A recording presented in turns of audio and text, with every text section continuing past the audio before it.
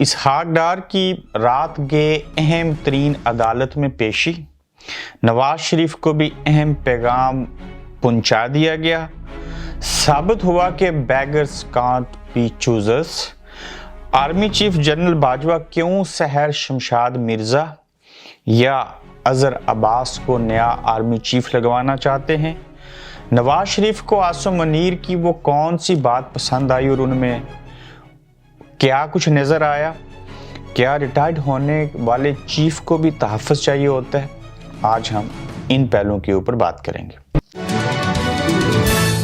अस्सलाम वालेकुम, आप देख रहे हैं गोरखधंधा अबरार कुरैशी। आपसे महातब आर्मी चीफ को तैनात करने के हवाले से जो गोरखधंधा था वो अभी तक सुलझ ना सका और इस सिलसिले में पहले फैसला हो गया था कि आसिम मुनीर को बना देंगे, चूंकि नवाज शरीफ साहब डटे थे और आसिफ जरदारी साहब ने हैंड्स अप करते हुए आर्मी चीफ को इख्तियार दे दिया था कि आप जो भी फैसला करेंगे वो हमें कबूल होगा। ताहम जनरल बाजवा और आसिफ जरदारी दोनों ये चाहते थे कि सहर शमशाद मिर्जा जो है उनको चीफ लगाया जाए और सेकंड ऑप्शन जो था वो अजहर अब्बास को चीफ बनाया जाए। मगर इस सिलसिले में जब ये चीज़ें पहले तय हो गई थी आसिम मुनीर के हवाले से, गुज़श्ता रोज़ भी आपको बताया था, तो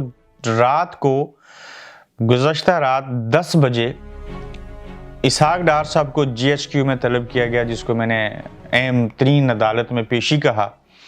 वहाँ पे बुलाया गया और कहा गया कि देखिए हमारी तरफ से पैगाम लेके जाएं, हम बराह रास्त मियाँ साहब से बात नहीं करेंगे, उन्हें कहें आसिम मुनीर वाले मामले से पीछे हट जाएं। हम हमेशा आर्मी चीफ लगाते थे, लगाते हैं और इस बार भी आसिम मुनीर 27 को रिटायर्ड हो जाएंगे, उन्हें हम चीफ नहीं लगाना चाहते, लिहाजा सहर शमशाद मिर्जा और अजहर अब्बास में से किसी एक को चीफ लगाएंगे और ये बात नवाज शरीफ साहब को बता दीजिए। और ये संदेशा हदायत GHQ की अदालत से नवाज शरीफ के लिए इसहाक डार साहब के जरिए दे दिया गया। अब आज रात को फिर से जो इसहाक डार साहब हैं वो GHQ में पेश होंगे और उन्हें आगाह करेंगे कि जी शहबाज शरीफ साहब तो बीच में से माइनस हो गए थे, इसहाक डार साहब नवाज शरीफ की नुमाइंदगी कर रहे थे या शहबाज शरीफ की जगह पे प्राइम मिनिस्टर के इख्तियारात इनके पास आ गए।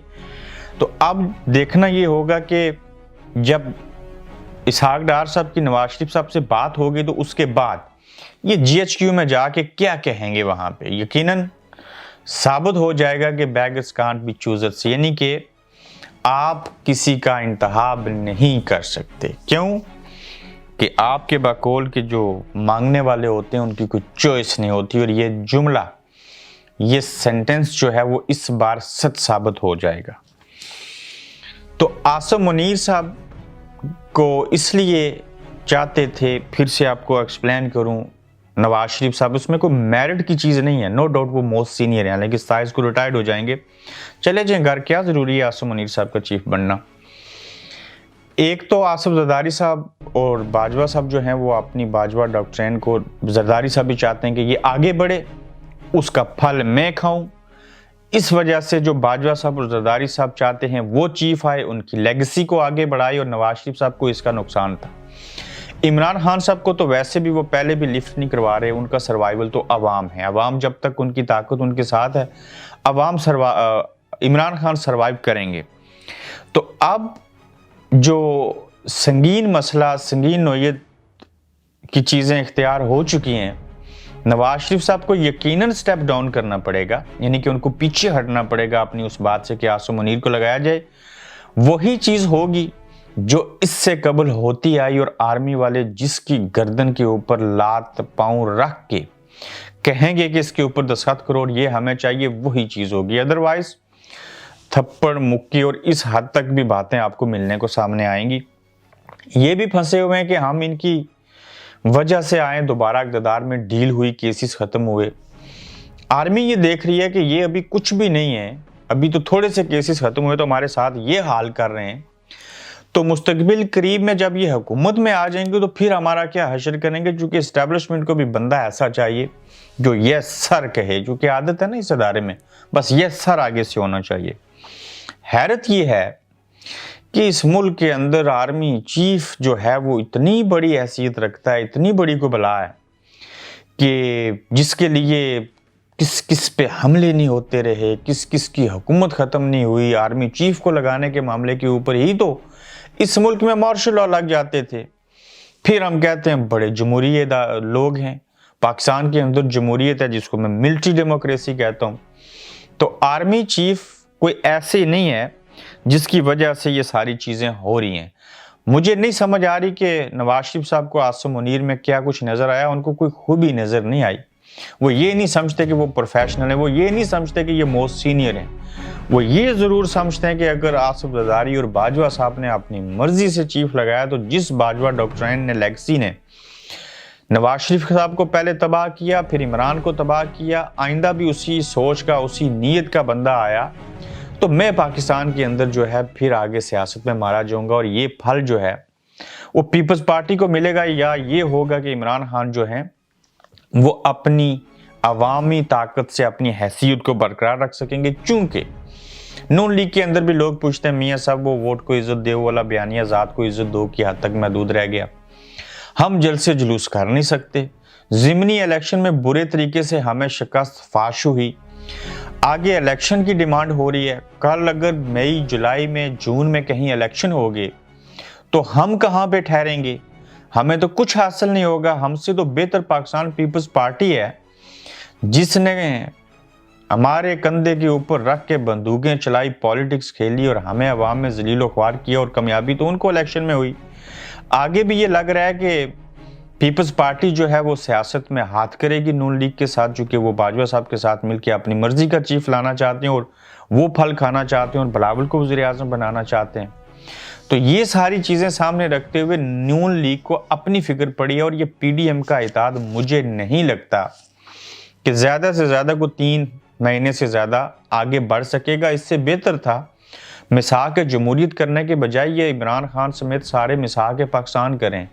हल्फ की तो पासदारी करते नहीं है, ये सियासत है, मकारी होती है। सियासत में ना कोई किसी का दोस्त है और ना कोई किसी का, यानी कि दुश्मन तो है ही है, दोस्त कोई किसी का नहीं होता। तो ये पाकिस्तान मिसाक पाकिस्तान कर लें, पाकिस्तान और पाकिस्तान के अवाम के लिए इकट्ठे हो जाएं और एंटी इस्टेब्लिशमेंट इकट्ठे हो जाएं जो कि सियासत में फौज मुदाखलत करती है, उसको रोकें। ना कि आप अपनी राय दें जी कि इसको चीफ लगाएं, उनकी बैत करके सियासत में। आप इमेजिन करें मुस्लिम लीग नून, पाकिस्तान तहरीक इंसाफ, पाकिस्तान पीपल्स पार्टी, मौलाना फजल रहमान, MQM, फिर बाप पार्टी को छोड़ के जमात इस्लामी सारे इकट्ठे हो जाएं, तो क्या पाकिस्तान में किसी जर्नैल की, किसी इस्टेब्लिशमेंट की कोई जरूरत है कि वो सियासत में मुदाखलत करे और इस तरह से हालात हों और किसी को बेटे से तनख्वाह न लेने पे फारिग किया जाए और इमरान खान को घड़ी चोर बना दिया जाए? यानी कि हैरत है, इस तरह की चीज़ें और बकवासात हमें पाकिस्तान के अंदर ही देखने को मिलें कि सबके साथ आपने क्या से क्या चीज़ें की। अब आर्मी के अंदर क्या है कि इस इदारे के अंदर अच्छे लोग भी हैं बेशुमार। मैं तो कहता हूँ 99% अच्छे लोग हैं। आम फौजी का तो कोई कसूर भी नहीं है। तो क्या कोई ऐसा अल्लाह का बंदा आएगा जो इदारे का मोराल भी बुलंद करे, सियासत के अंदर भी मुदाखलत ना करे, मुल्क और कौम को लेके आगे बढ़े और अपने मफाद को ये पीछे छोड़ दें? कई मौक़ों पे ये लगता है कि बाजवा साहब भी इसलिए चाह रहे होंगे कि फ़लाँ बंदा आर्मी चीफ बने, ना सिर्फ उनकी लेगेसी को आगे बढ़ाए, बल्कि जब ये लोग, मुझे लगता है कि रिटायर्ड भी हो जाएंगे तो फिर भी इनके मफाद या मफादात का तहफ़्फ़ुज़ करना होता है, इनको एक दूसरे के साथ राब्ते में रहना होता है और अपनी बेशुमार चीज़ें करवानी होंगी। अगर इनका कोई मफाद नहीं है, आप कौम के टैक्स के पैसे से तनख्वाह लेते हैं, फिर आपको पेंशन मिलेगी, महाना पेंशन लग जाएगी, अल्लाह खैर सल्लाह आप चले जाएंगे, आपको क्या लगे कौन पीछे नया आर्मी चीफ होगा, मैं तो घर जा रहा हूँ, बाइज्जत तरीके से घर चले जाएं।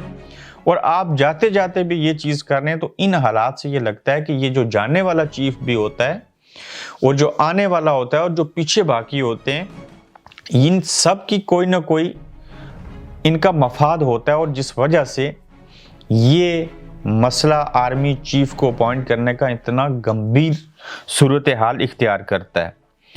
इमरान खान का लॉन्ग मार्च पिंडी में पहुंचेगा, फिर से जमा होंगे, उसके बाद क्या चीज़ें होंगी उन्हीं दिनों में।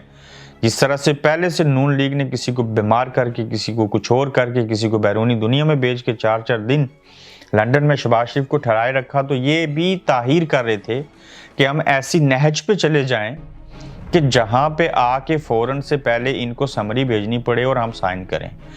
अब तो लॉ यही कहता है, समरी भेज देंगे, वज़ीर आज़म ने साइन करने, एडवाइस होगी सदर पाकिस्तान की, उधर अलग फिक्र है, चीफ 5 नामों में से किस नाम को टिक करेंगे वो अलग फिक्र है, पीछे से उनके पास डंडा है, इंतखाब करने की अहलियत है कोई नहीं। आर्मी वाले खुद भी चाहते हैं कि पहले एक बात तय हो जाए तो फिर हम नाम भेजें, ये ना हो कि नाम भेजें तो कोई और बिगाड़ पैदा हो जाए, ऊपर से लॉन्ग मार्च उधर होगा तो समझ से बाहर है इनको चीज़ें कि होना क्या है। तो इमरान खान को देखते हैं कि इलेक्शन जो हैं वो अवामी ताकत के जरिए जल्दी को तारीख मिल सकती है या नहीं, किस हद तक लोग वहां पे पहुंचेंगे, उनकी तादाद क्या होगी। लेकिन आर्मी चीफ को लगाने के ऊपर इतना फसाद, इतनी सारी चीज़ों से साबित हो गया भाईजान, आप लोग सियासत में मुदाखलत नहीं, आप सियासत करते हैं।